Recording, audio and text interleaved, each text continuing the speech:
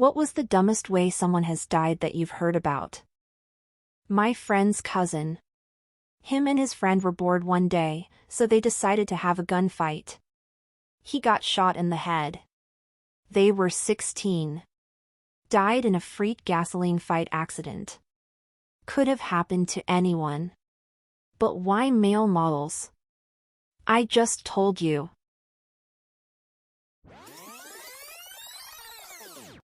Got a classmate died when he turned 22.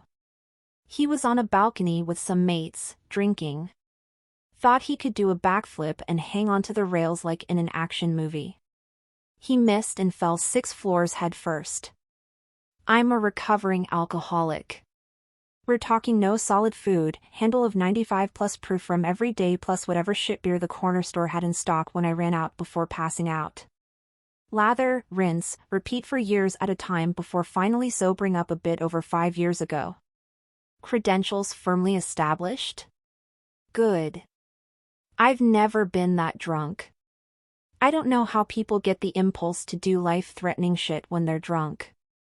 I've been drunk, like legit blank spots in my memory followed by head-splitting headaches for the whole day. The worst thing I've ever done is embarrass myself by saying some dumb ass and puking in places where I shouldn't.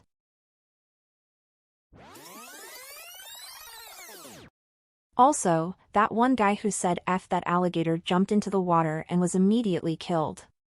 That's my favorite one. He was in Orange, Texas, at a bar marina. He was drunk, and the man who managed the place told them to stay out of the water because there was an 8+ foot gator lingering in the area. Apparently they looked around and didn't see it, so the one guy yelled, "F that alligator," and cannonballed off the pier. The gator was enjoying the shade beneath it. It grabbed the guy almost instantly and took him under. They found most of him about 6 to 8 hours later in the reeds on the opposite bank. Edit, oh, apparently the girl he was with did see it, but he ignored her. I briefly tried to make F that alligator the new hold my beer, but it only caught on with some friends. It should be on the guy's tombstone, though.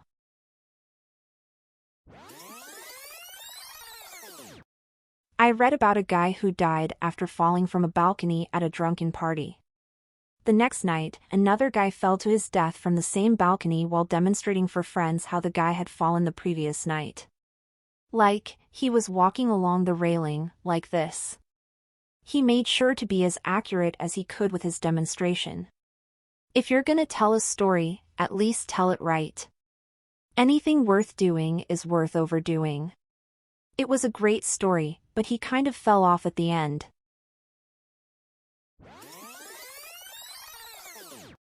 I'm a plumber and someone who worked for my company died about 7 years ago on the job. Coworker went on a service call and ended up having to grind out some old cast iron pipe and replace with PVC. The homeowner neglected to mention he makes fireworks in his spare time and had a faint barrel of gunpowder in the same room as the pipe. Sparks were flying and some landed on the gunpowder, blowing up my coworker and the homeowner. Both dead on site. That's crazy. Yeah, it was crazy. I think his wife tried to sue our company, but it was thrown out.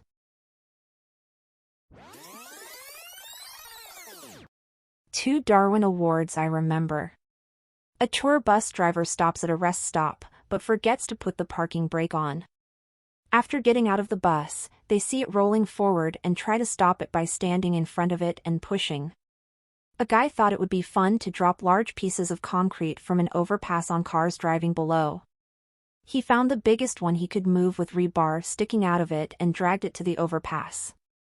As he was pushing it over the edge, some rebar caught his pants, pulling him over the edge as well. That second one is deserved TBH. Dropping heavy objects onto cars on the highway should be attempted manslaughter charges or worse, regardless if passengers or drivers were injured. I've seen videos involving these kinds of stuff and it's horrible. A young woman in Denver was just killed a couple months ago by some scumbag teenage boys throwing huge landscaping rocks at cars. These jerk-offs even watched her wreck, then circled around to take a video of it before fleeing. I believe they're all being charged with first-degree murder as well as assault and attempted assault charges for doing it to other cars earlier that night. I feel like justice might actually be served here for once.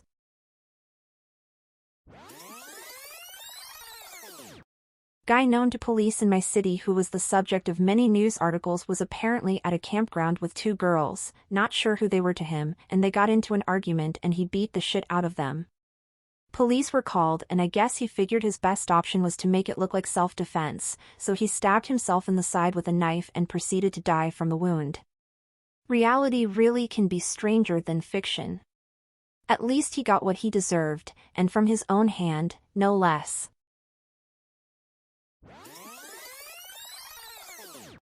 I still remember this, almost 30 years later. On September 6, 1995, outside of Talladega, Alabama, two drunk rednecks thought it would be fun to toss a rattlesnake back and forth between them by its tail. Not liking the game, the snake let both of them have it.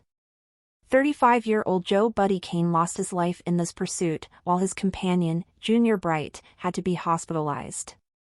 Junior Bright. The most perfect name possible for this kind of story. I wonder if Junior's middle name was Ain't That.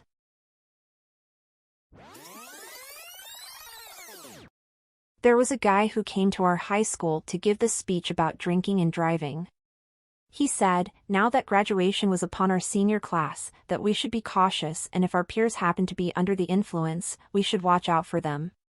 Drive them home, call adults and whatnot. Barely 2 weeks after that, dude passed away due to drinking and driving. Well, probably a more effective deterrent than the school assembly speech, at least. I have only the vaguest memories of DARE assemblies in grade school, but I can say with some certainty that they didn't really do anything to dissuade me from doing drugs.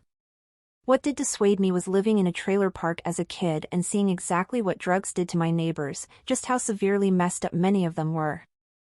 I'm one of those people who got into drugs and alcohol because of DARE. As the years go by, I continue to hear how useless it was. For me, it was figuring out they were lying about weed. Then figuring out they were lying about LSD. Then I just assumed they were lying about everything.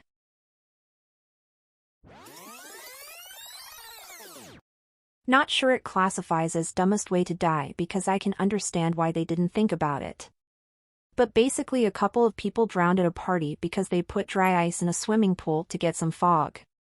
The dry ice is nothing but CO2, so it will evaporate, and since it is heavier than air, it will replace the air above the water in the pool. So people simply passed out from breathing CO2 and then drowned. Pretty sad way to go. Edit, as a few people have pointed out, it might have been liquid nitrogen and not CO2/dry ice. I'm not sure as I wasn't there. Similar thing but with liquid nitrogen. I don't think anyone died, but a bunch of people passed out due to breathing in pure nitrogen.